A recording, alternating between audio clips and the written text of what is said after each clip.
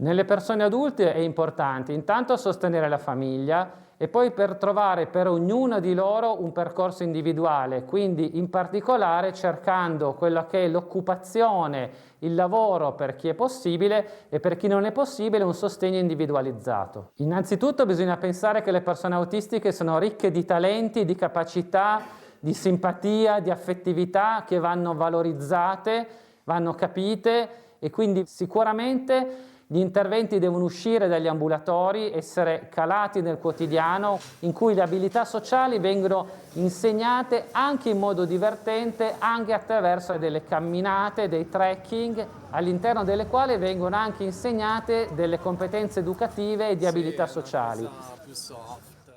I bambini e la guerra, come parlarne a scuola?